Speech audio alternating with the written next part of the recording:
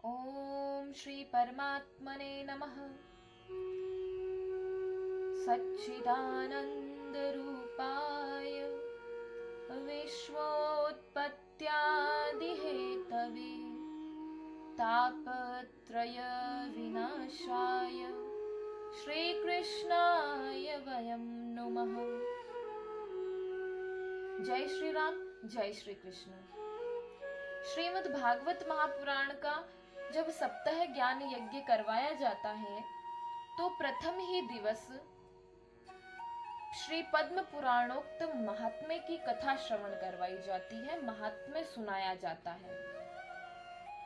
महात्म्य अर्थात महत्व, उस ग्रंथ के बारे में जानकारी। श्रीमद् भागवत महापुराण श्रवण करने से पहले महात्म्य श्रवण करवाया जा रहा है। क्यों? क्योंकि भागवत जी का वास्तविक परिचय क्या है वह हमें ज्ञात होना जरूरी है। जब हमें इसका वास्तविक परिचय, इसका महत्व ही हमें ज्ञात नहीं होगा तो उस ग्रंथ के प्रति हमारी रुचि, हमारी श्रद्धा, सुनने की जिज्ञासा यह नहीं बढ़ेगी, हमारी श्रद्धा नहीं होगी उस ग्रंथ के प्रति।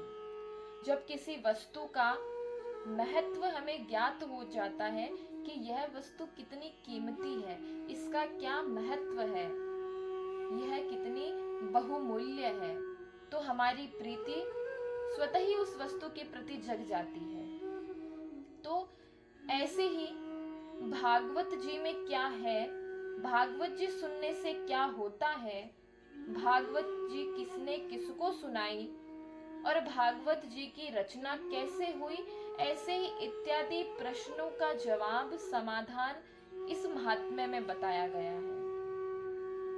और कहते हैं कि जब कोई वस्तु, यदि आपके सामने कोई बहुमूल्य वस्तु दे दी जाए, यदि आपको कोई बहुमूल्य रत्न दे दिया जाए किंतु आपको उसका ज्ञान नहीं है कि यह कितना बहुमूल्य है, तो आपके लिए वह रत्न मात्र एक पत्थर के टुकड़े के समान ही होगा।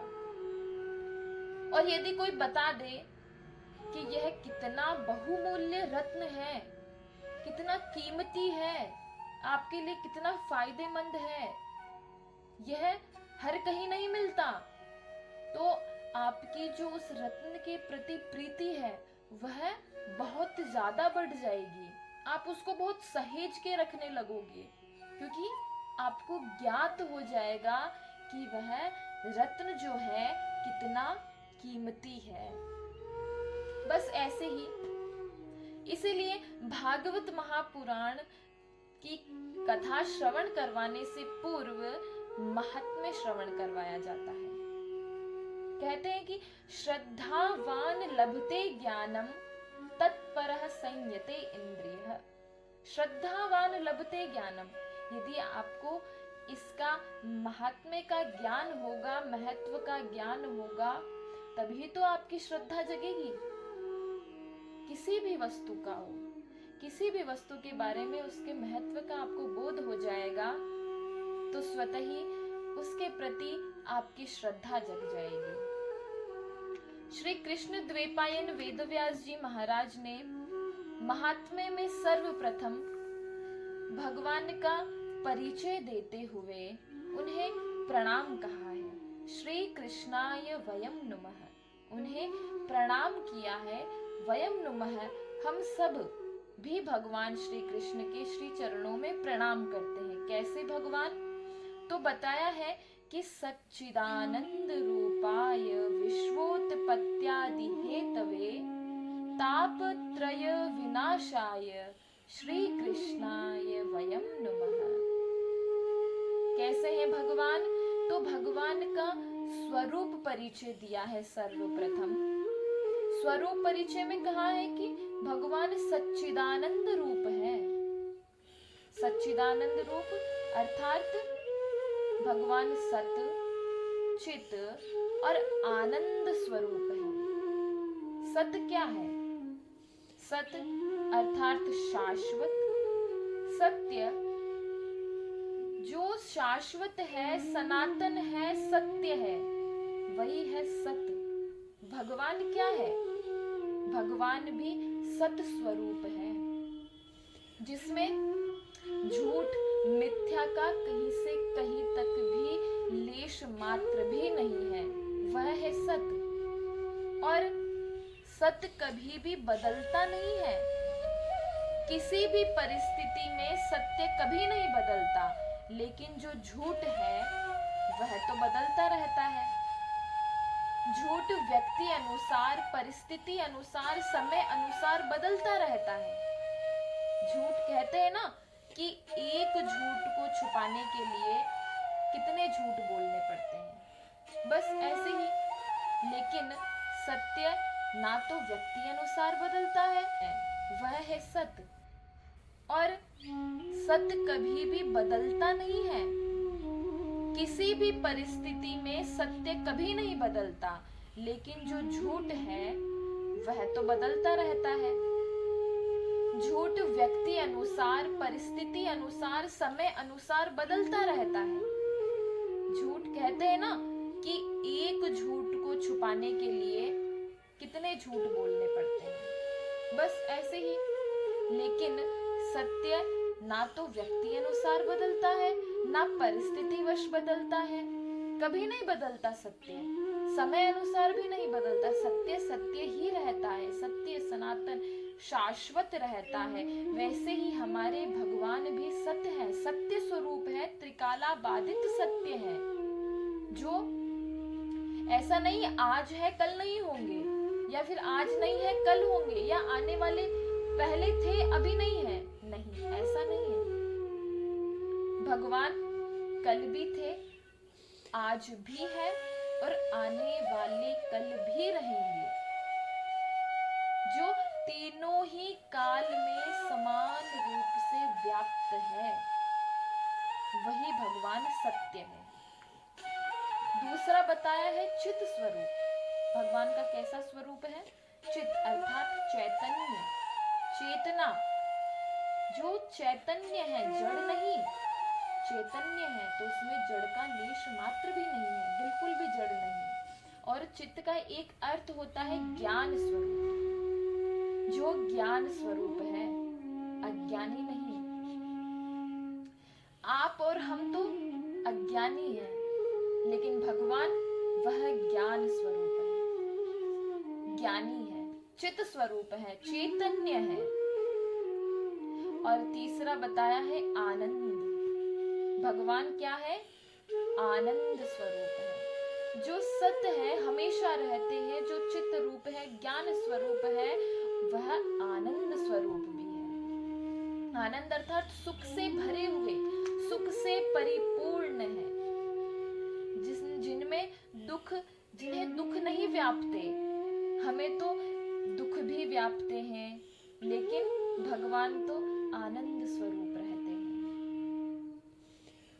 कहीं बड़े बड़े महान ऋषि मुनि महात्मा जन एकांत में रहते हैं, पहाड़ों पर रहते हैं, फिर भी आनंदित रहते हैं।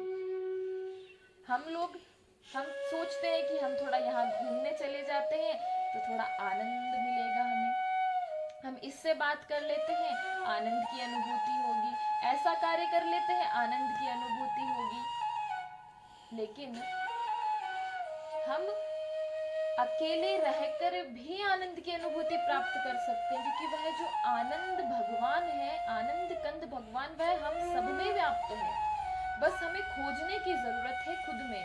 बड़े बड़े महान ऋषि मुनि महात्मा वह एकांत में रहकर भी आनंदित रहते हैं। क्यों? क्योंकि उन्होंने आनंद को अपने स्वयं के भीतर ही खोज लिया।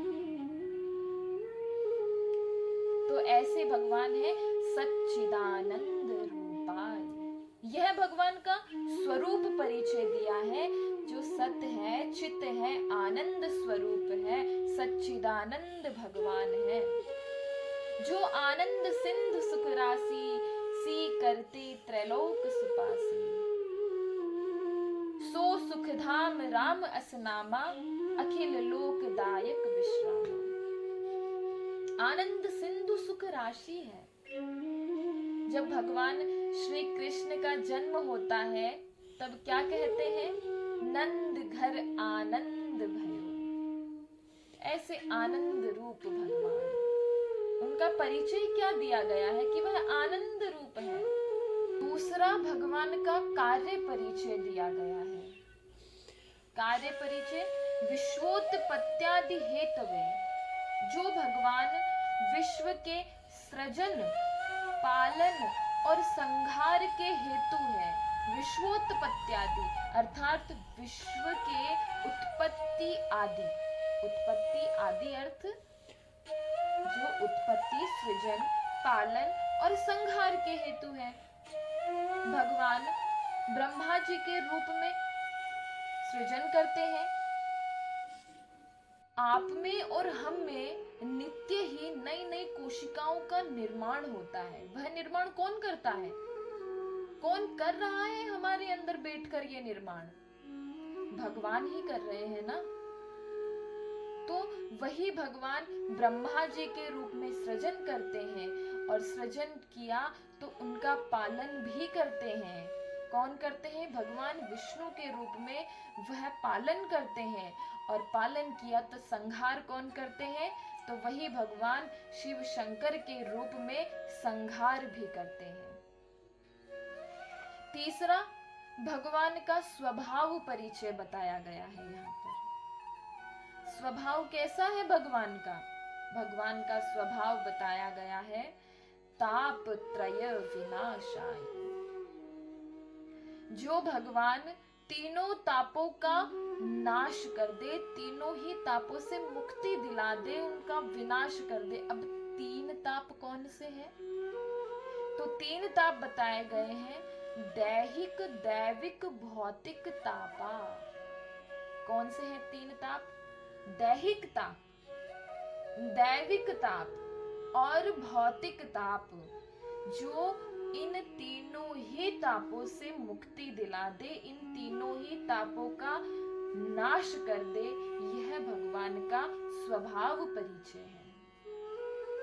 ऐसे भगवान जो सच्चिदानंद रूप है, सतचित आनंद स्वरूप है, जो विश्वोत्पत्त्यादि हेतवे विश्व के सृजन, पालन, संहार के हेतु है और जो ताप त्रय विनाशाय, तीनों ही तापों का जो विनाश कर दे, उन भगवान श्री के चरणों में श्री कृष्णाय वयम नमः।